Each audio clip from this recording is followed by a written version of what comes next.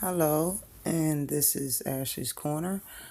My page is going to be about any and everything that I want to talk about. It's going to be mostly about boxing.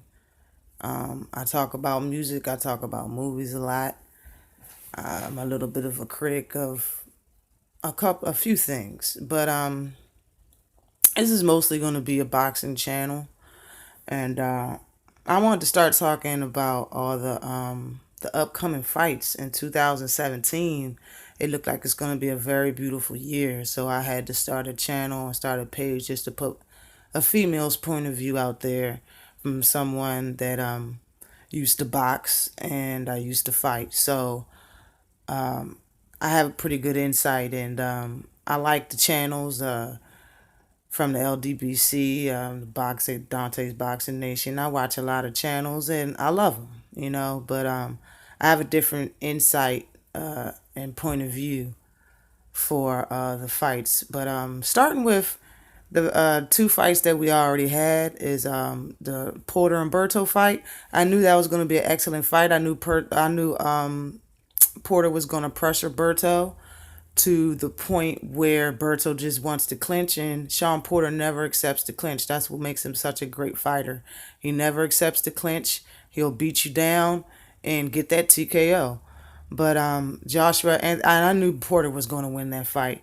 And Joshua and Klitschko, I knew Joshua was going to win that fight simply because Klitschko haven't had a fight in almost 2 years. And when I looked at all of his fights that he lost, you know, and then I looked at, the fights that he won in dramatic fashion, and then I looked at Anthony Joshua's, Anthony Joshua's fights.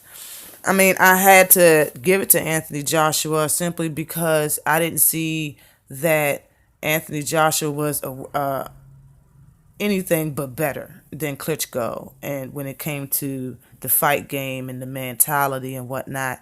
And Klitschko, I mean, people just say, he has a lot of experience, but we're talking about the heavyweight division, not 135 pounds. We're not talking about lightweight or nothing like that. We're talking about heavyweights. The fight can be over with one punch. Heavyweights. So regardless of how much you know, because you fought for the last 30, 40 years or whatever, for the last 25 years, or whatever the case may be, doesn't mean you're actually going to win a fight. You're going to need a little bit more than that. That's why I gave that fight to Joshua.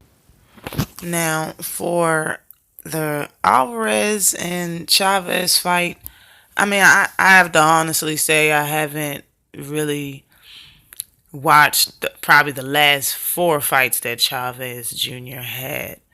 But Canelo Alvarez always looked sharp. He always throws fast combinations. Honestly, when he fought Floyd Mayweather, I kind of thought that he could give Floyd Mayweather the business. But that fight turned out to be Floyd Mayweather's greatest defensive fight ever. So I really think that if Chavez is in very good shape, it could be a very good fight in a slug match because you know how the Mexicans go. They get in and slug. They're never afraid to get hit, and they always give a great fight. But I honestly think I'm going to give the fight to Canelo Alvarez only because a friend of mine said that he doesn't have a weight class. He's kind of cheating his way through not even a division because he's not in a certain division. He makes up catch weights all the time or whatever. It must be for a reason, but just like he said, if you agree to it in the contract, then you agree to it. It is what it is. But I really just have a feeling that Canelo Alvarez is going to beat Chavez. But as far as the Diaz and Crawford fight, I'm really looking forward to that one because Diaz isn't a joke. He's not a joke, and Crawford is the truth in his division. Okay, he's not a game to be played with. He's not, you know what I mean? He's not a joke, you know. And for that reason, he has so much skill in boxing, and just seems like he gets better and better every time he fight. I'm going to have to give that fight to Crawford. Now, Kell Brook and Spence Jr. All-time favorite. Spence Jr. I've been watching that man. I see Kell Brook's plan in every single fight is to back up and counter. All right. He waits for a shot, you know, and he backs up and counter. Waits for a shot, backs up and counter. You know, that's what he has. That's what his game plan has been for a lot of fights. And that's not going to work with with Spence Jr. It's not going to work with Earl Spence, okay? Because backing up and striking somebody only works really for somebody with a shorter reach than you. You know what I mean? And definitely is not going to work for Earl Spence because he goes to the body. Probably 70% of his punches are going to be to the body. So you could back up, especially he's a straight up fighter. He doesn't really bend too much. Kell Brook really doesn't bend too much. He stands straight up kinda and fights. His body is gonna get towed down. You understand? Like Earl Spence is gonna go to that man's ribs and body so tough he's gonna curl up and he's not gonna back up no more. And if he does, he's not gonna be looking to counter. He's gonna be waiting for the punches to stop so he can try to come up with some type of game plan. I don't think it's gonna work. All right, I just don't think it's going to work with Spence. I think Spence is going to knock Brook on his ass, literally. Like, and he will win. He will get the knockout of Kell Brook. I definitely don't think this fight is going 12 rounds at all. I've been watching him since he was an amateur. I always knew from the beginning of me watching him that he was going to be a champ when he turned pro, you know. But nobody's beating him at 147. I know nobody wants to hear this. I know a lot of people think that Kell Brooks is going to murder Spence Jr. Nobody's going to get murdered. All right, nobody. Kell Brook probably isn't going to get murdered. You know what I mean? Will it be a good fight? Yes. Will Spence win? Definitely. Kell Brook isn't a well-rounded fighter enough. He doesn't do enough to beat Earl Spence.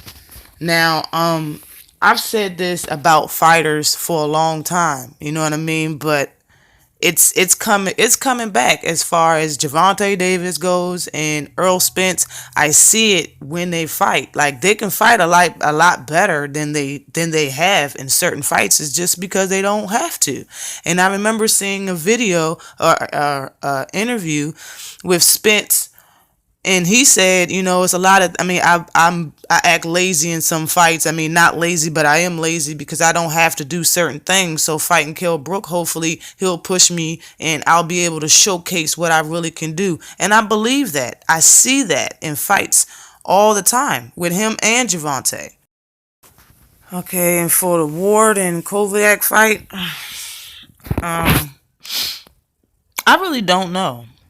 I'm really gonna have to sit back and wait till the fight date comes a little bit closer and see how their work ethic is as far as their, you know, training and what they're saying in the interviews, where their headspace is at. That will give me a better look to who's going to win that fight. I mean, I know a lot of people say Ward shouldn't be the champ, but I mean, we talking about professional judges. You know, I'm not even going to go there. I honestly think that if Kovac wanted to ensure the victory, that he shouldn't have relied on that one drop in the second or third round or whatever it was when he dropped Ward. He should have continued to use that right hand because it was working perfectly. I think he stopped using the right hand after the fifth or sixth round, which gave Ward the position to come back into that fight and win on scorecards, and that's what ended up happening. I think for Kovac to be successful, he needs to not pull that man's head down every time he get close to him. It seemed like every time Ward got close enough to hit him, he pulled his head down. Now, I've been fighting for a little while. I mean, granted, I don't fight anymore, you know, and it's been a while. I do know one thing. If you can reach a man's back of their head to pull their head down so you won't get hit, you can hit them in the face. If you can reach behind their face to pull their head down, then you can punch them in the face. The name of the game, this is boxing. All right? I don't know how they do it over there in Russia, but this is boxing. It's in America.